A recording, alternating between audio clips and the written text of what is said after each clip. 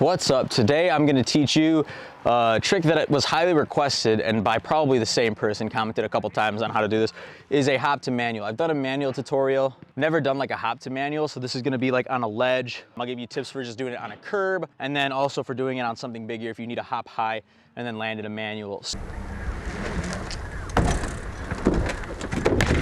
With this trick, you need to know how to manual. Don't try to learn the hop to manual first. It's a lot harder than a regular manual. You want to figure out your balance point.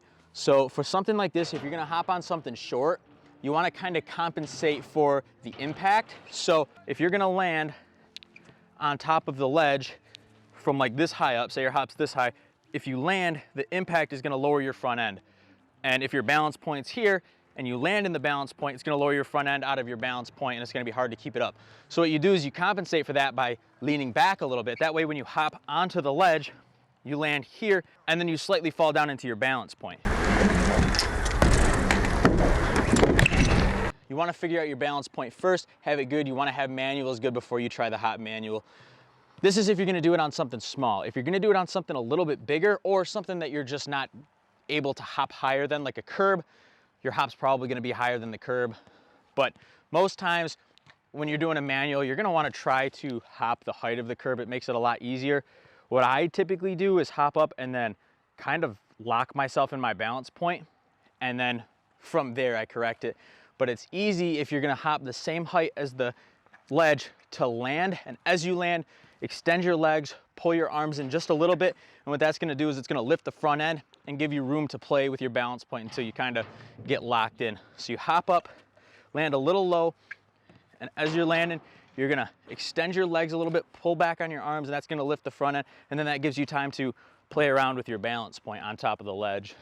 For a taller ledge, something like a picnic table height, for that, you really wanna work on the method of like hopping exactly the height of the ledge and then pulling up on the front end, because something like that, you're not gonna be hopping much higher than and then landing on. So you wanna work on landing lower than your balance point and then pulling up into it. Whereas like hopping on a curb or a drop manual, which both is gonna add some impact so that when you drop or hop up higher, you land, you wanna be a little higher than your balance point. That way when you hit the ground and it drops down, you fall right into your balance point.